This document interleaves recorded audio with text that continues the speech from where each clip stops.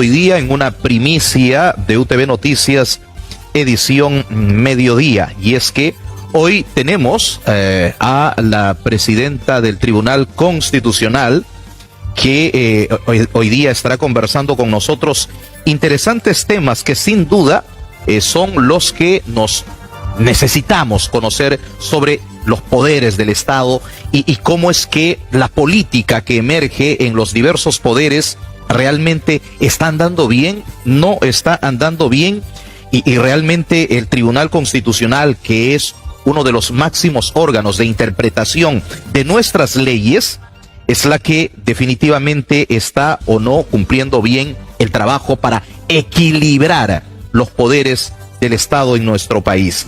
La magistrada Luz Pacheco Zerga ha sido elegida como nueva presidenta del Tribunal Constitucional y es una de las primeras declaraciones a la prensa a nivel regional que brinda. Y UTV Noticias es el primer medio de comunicación que tendrá la oportunidad de conversar con tan alta magistrada. Doctora Luz Pacheco Zerga, bienvenida a UTV Noticias, edición mediodía. Muchísimas gracias, muy buenas tardes también. Antes que nada, expresarle mi dolor, mi solidaridad al ver la situación tan dramática que están viviendo ustedes y que realmente, como se ha indicado, se ponga fin y se identifique a las personas que están haciendo tanto daño a ustedes, a la región y al país entero, porque ustedes son una parte importantísima del Perú. Muchas gracias, magistrada, por la deferencia. Es una de las primeras personalidades de primer nivel de el Estado peruano, como parte del Tribunal Constitucional, que se pronuncia sin indiferencia, que se pronuncia viendo la realidad que está ocurriendo, porque eso no está ocurriendo realmente con los demás poderes del Estado.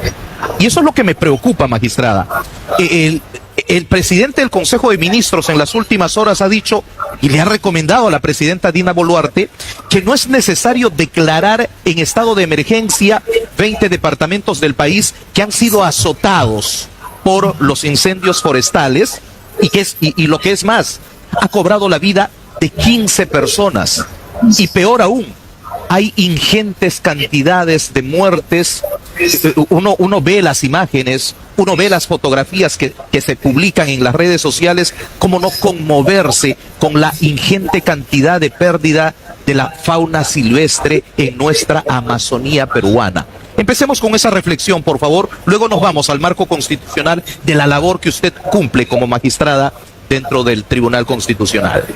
Fíjese, junto al dolor que usted expresa por la desaparición de la fauna, pienso también en que son muchos cultivos de gente honrada, trabajadora, que su horizonte de trabajo ahorita se les está perdiendo.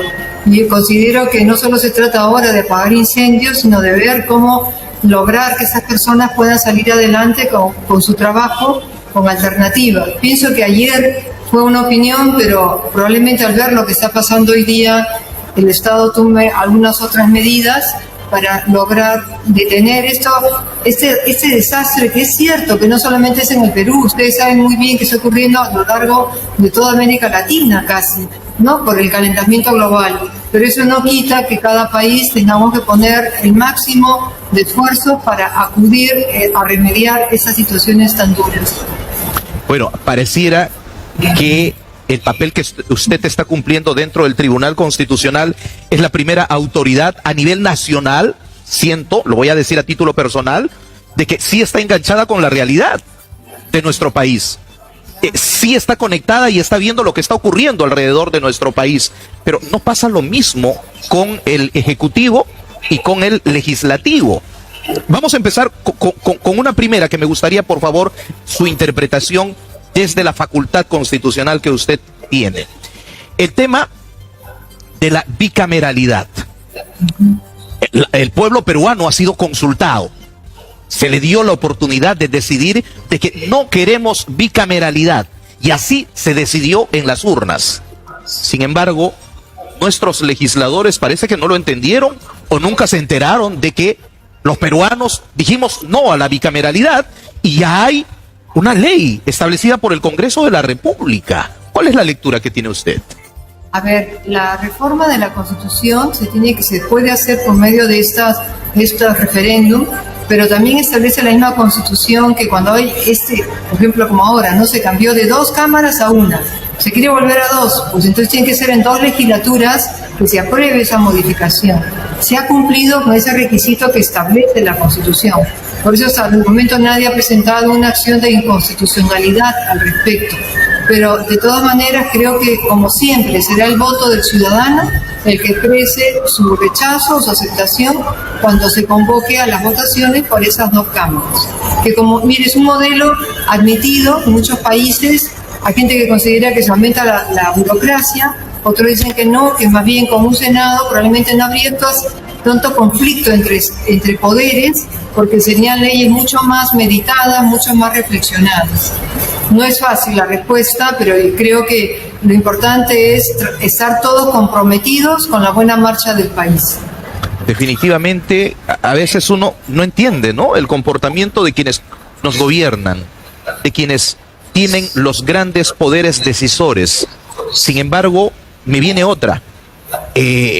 La constitución política del Estado indica, en el caso de la policía, de que el Ministerio Público es el encargado de la investigación preliminar en cualquier caso. Pero el Congreso de la República lo interpreta de otra manera ahora y le da la titularidad de la investigación preliminar a la policía. O sea, ya han acordado también eso. O sea, ¿qué pasa con nuestro poder legislativo? Yo creo que lo que pasa es que las personas que fueron elegidas muchas veces no representan lo que la mayoría piensa. Hay muy buenos congresistas, pero junto a ellos otros que no lo son. Por eso para mí lo más importante es que cuando nos convoquen nuevamente a las urnas, no nos dejemos llevar por una opinión, por una simpatía del momento, sino ver la trayectoria de la persona, ver el partido cuál es su ideario, para que no nos encontremos con esas sorpresas. Ahora, frente a este asunto concreto, ya hay una acción presentada ante el tribunal sobre la inconstitucionalidad de esa disposición, justamente por lo que usted está comentando. Entonces, cuando el Congreso se extralimita en sus funciones, a Dios gracias que hay mecanismos democráticos para que se puedan poner las cosas en su lugar. Y esa responsabilidad nos corresponde al Tribunal Constitucional, que actuamos con independencia, con autonomía, a pesar de que haya sido el Congreso el que nos eligiera, pero no tenemos ningún tipo de afiliación política, sino nuestro compromiso es con la justicia, con la Constitución, con la nación. Junto con usted han salido elegidos dentro de todo este pleno del Tribunal Constitucional Francisco Morales Saravia y los magistrados Gustavo Gutiérrez Tixe, Manuel Monteagudo Valdés y Pedro Hernández Chávez. Y César Ochoa, el doctor también César Ochoa. Bueno, correcto. Sí, 7. Es una garantía infalible de que este Tribunal Constitucional no sea intervenido por los poderes del Estado como se ha pretendido. Mire, la gran ventaja que tiene la población hoy en día para tener esa seguridad es que hemos sido elegidos después de un riguroso y largo proceso de concurso de méritos. No hemos llegado por un simple acuerdo partidario. Por tanto, hay sí una base objetiva que determina que esas personas que estamos allí tenemos los suficientes méritos, por decir así, académicos, personales, profesionales, y que se puede, o sea, no somos infalibles, pero sí actuamos con rectitud. Eso se lo garantizo y con independencia. Con cada uno de los que conforman el Pleno. Sí. Y por eso hay debates, por eso a veces nos demoramos, porque no estamos de acuerdo, pero siempre de manera alturada y buscando todos el bien del Perú. Pero a veces cada uno tiene un punto de vista para lograr eso y eso que pueda hacerlo mejor, ¿no? Pero queremos de ahora en adelante también ser más céleres en este tipo de enfrentamientos que están habiendo para que poco a poco vuelva la calma y cada quien sepa cuáles son sus competencias y el país viva un poquito más tranquilo.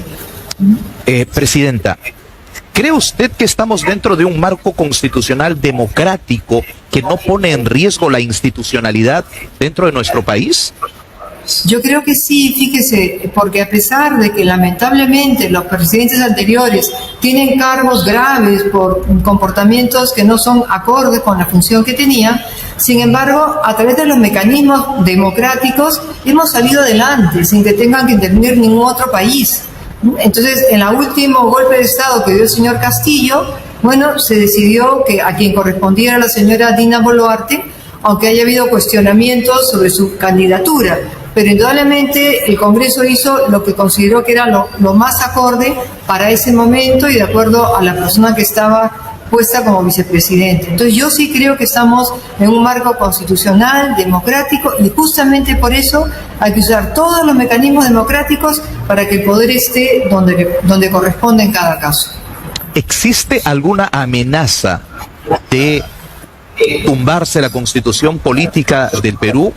Muchos reniegan, rechazan de la constitución del 93 y quieren que se retome la constitución del 79. ¿Cuál es la interpretación que tiene usted desde su máxima investidura?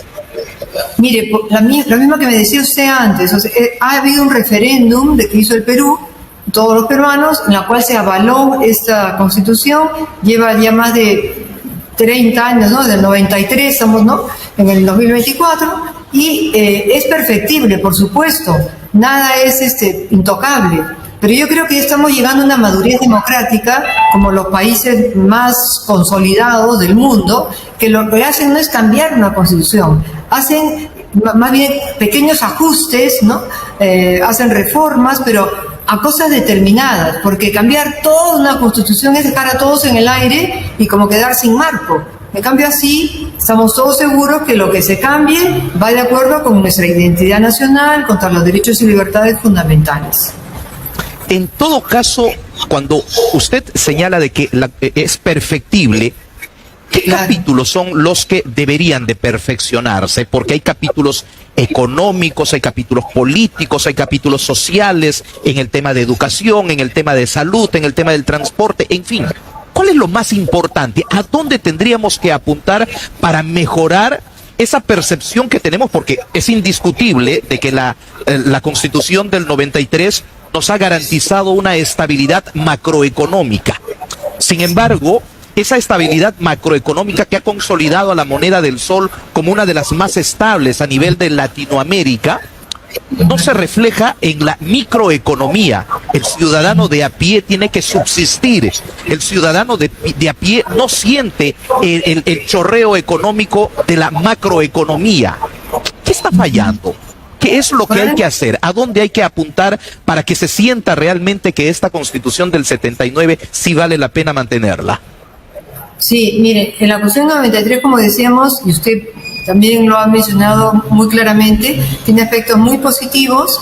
Yo creo que por derechos sociales, económicos, sí, pero hay cosas ahí que habría que ajustar, pueden ser más, no soy especialista, pero lo que para mí queda en evidencia es que el problema no es tanto la Constitución como las políticas del Estado. Es decir, el marco constitucional está allí, pero después las políticas, las decisiones que van tomando los diferentes poderes ejecutivos que han sucedido desde el 93, no han logrado, como usted nos bien dice, esa estabilidad. En algún momento sí, pero ahorita hay como un retroceso, una inestabilidad, que bueno, será cuestión de nuevamente políticas públicas, evitar la corrupción, porque tantos millones se van en la corrupción. ¿Cuántos hospitales habría? ¿Cuántos colegios? ¿Cuántos agua, desagüe? Que después nos enteramos que son millones que se fueron por esta corrupción. Entonces, hay que hacer, yo diría, ¿no?, una campaña de preservar nuestros valores de honestidad, de trabajo bien hecho, de no querer llegar a puestos del Estado para servirse del Estado, sino realmente para ayudar a los demás, para lograr que nuestro país sea grande y toda su gente tenga el desarrollo que se merece en todo el país. Yo he querido expresamente hablar, ya sea televisión, radio, con todas las regiones, porque yo he vivido fuera de Lima muchos años y sé y conozco el centralismo limeño, que me parece muy dañino, porque uno puede pensar que el Estado no lo considera, ¿no? Sí lo considera, pero necesitamos ser más visibles, ¿no? Que todas las regiones sean más visibles con su problemática para que el gobierno central pueda apoyar en lo que corresponda al gobierno regional. Pídanle ustedes, diría yo, más cuentas a los gobiernos regionales, porque se les da mucho dinero. Entonces allí pienso yo que hay que poner la lupa en los gobiernos regionales. ¿Qué hacen con el canon? ¿Qué hacen con todas las transferencias que les han hecho? Y ustedes, los periodistas, ahí tienen una labor estupenda.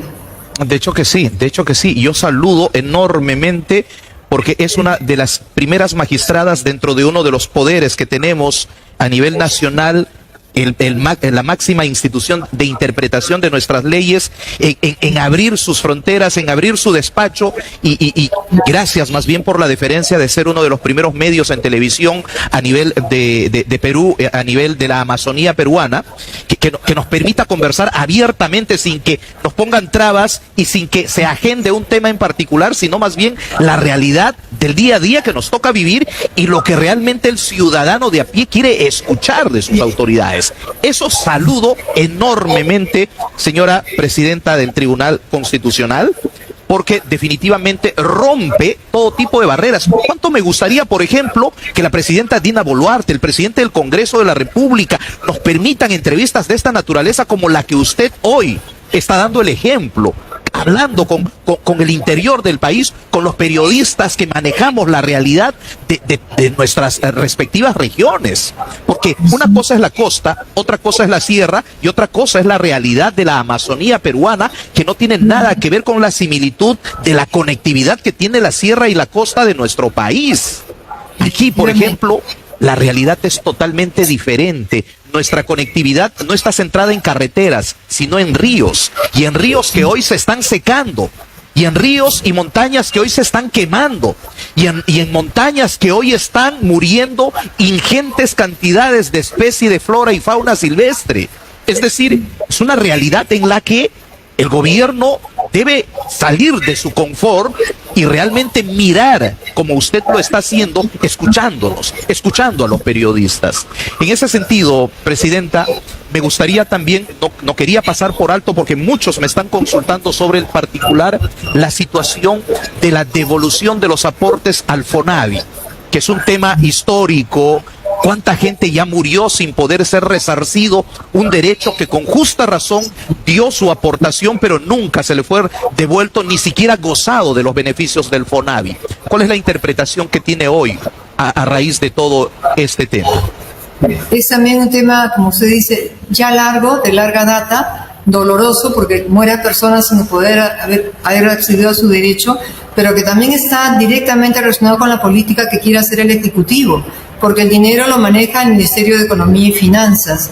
Creo que ahí la Defensoría del Pueblo tiene que ser un gran aliado, ¿no? Y en la medida de lo posible nosotros, si nos llega alguna otra cosa más, también tenemos oportunidad, ¿no? de cuestionar por qué es lo que está pasando, qué van a hacer para solucionar ese. Yo tomo nota de todas maneras para ver dentro de nuestra competencia si queda algo que podamos hacer al respecto. Eso sí me comprometo. Correcto. En plena pandemia se abrieron los fondos de las AFPs. Se intentó ahora también hacer lo mismo con la ONP. Sin embargo, el gobierno cerró las puertas y ahora veo usted que el Tribunal Constitucional ha declarado inconstitucional e ilegal la suspensión de las pensiones que otorga la ONP. ¿Nos puede ampliar un poco, por favor? Sí, mire, ahí yo diría que hay dos problemas graves. El primero es que justamente leí ayer una serie de informes en la que ponen de manifiesto que hay personas fallecidas que tramitan la pensión de viudez o la pensión, incluso la pensión correspondiente, pero como todo se tramita por documentos, y después de tiempo descubren que estaba muerta, o sea que todo había sido un engaño, ¿no? Entonces eso es muy triste, que haya tan poca honradez en las personas. Pero por otro lado, la ley es muy clara al establecer que lo que la ONP o una AFP puede hacer después de que da una pensión es hacer una fiscalización posterior. Pero tiene un plazo de 2 años nada más para que si dio la pensión y descubre que hay un engaño, puede anularla de oficio, es decir, por voluntad propia. Pero no hay ninguna ley que faculte a estas entidades a suspender el pago de la pensión. Y lo que nos llegaba al tribunal era pensiones que venían dándose hace 15 años, 18 años, que la ONP había decidido suspenderla porque decía que la documentación presentada no le daba certeza, pero no le daba ocasión de defenderse al pensionista. Y después de suspenderla, la anulaba. Y habían pasado los 2 años que daba la norma. Lo que hemos hecho nosotros es, hay que dar resoluciones que estén fundamentadas en derecho. Por tanto, ese tipo de decisiones que tenía la ONP estaban amparadas por jueces, pero que habían ido en contra del ordenamiento jurídico. Por eso ahora la ONP se le recuerda que tiene solo 2 años para hacer ese tipo de anulaciones. Si pasa el tiempo, a lo mejor puede ir a un juez y al juez penal decir, señor, acá hay una adulteración, acá hay un engaño, y pongo una medida cautelar para que no sigan pagándole la pensión. Eso es otra cosa. Pero no puedes por sí misma suspender algo que dio porque no tiene una ley que le faculte. Y eso creo que ha favorecido a mucha gente anciana que de repente se veía privada de la pensión sin haber podido ejercer el derecho de defensa. Muy bien, estaremos pendientes entonces frente a este fallo para su ejecución y finalmente pues pueda resarcirse quienes realmente necesitan gozar de esos beneficios que por años han otorgado en las diversas modalidades de las leyes a las que les corresponde haber accedido al servicio de la ONP. Finalmente, señora presidenta, Perú será sede del 29º encuentro de tribunales, cortes y salas constitucionales de América Latina del 25 al 27 de septiembre de este año. Estamos a unos días nada más ya. Cuéntenos un poco, por favor, en qué va a consistir este encuentro y qué temática se va a abordar. Es un encuentro anual que se lleva a cabo gracias al financiamiento de una fundación alemana. Esta fundación Adenauer es la que permite que los magistrados de América Latina y el Caribe nos unamos para ver y intercambiar experiencias, los retos que tenemos por delante, cómo hacer que la justicia que impartamos sea más efectiva, porque a veces sí, es cierto, como dependemos de políticas públicas, a veces no se llegan a materializar nuestras decisiones. Entonces, en ese intercambio de experiencias todos damos un paso adelante para que nuestro servicio a los países sea cada vez más eficaz. Bueno, interesante realmente. Ojalá pues se logren sacar avances importantes de este análisis que desarrollan cada uno de las instancias porque vienen de diversas partes del mundo, ¿no? Eso es importante. Me dicen que aborde este tema, si me permite, por favor. El Tribunal Constitucional, la Sala Primera del Tribunal Constitucional, ha reconocido derechos pensionarios a cesante de salud. ¿Genera un precedente para los demás cesantes? Claro, o sea, a ver, en todos los casos las personas tienen que demostrar que ha trabajado formalmente y por tanto la empresa en la que trabajó ha aportado y nuestras sentencias no necesariamente tienen que ser precedente vinculante para que obliguen a los jueces. El Código Procesal Constitucional establece que la interpretación que hagan los jueces del Poder Civil, o sea civil, laboral, comercial, lo que fuera, tienen que seguir los criterios del Tribunal Constitucional. Así que ese criterio tiene que seguirse en otras decisiones que pueda tomar el Poder Judicial en adelante. Okay, pero no es que sea una regla ciega, no es una regla ciega, sino que siempre se verá cada caso en cada caso. Muy bien. Yo quiero agradecerle la deferencia que ha tenido de cedernos estos minutos de su ajetreada agenda de trabajo que tiene usted dentro de una de las instancias más importantes, que es el máximo órgano de interpretación de nuestras leyes. Y espero, señora presidenta, que no sea la primera y la última que podamos conversar. Ha sido todo un gusto realmente y que sirva como ejemplo para las demás autoridades del nivel nacional puedan también dar una mirada al interior de nuestro país. Ha estado con nosotros Luz Pacheco Zerga, presidenta del Tribunal Constitucional. Muchísimas gracias.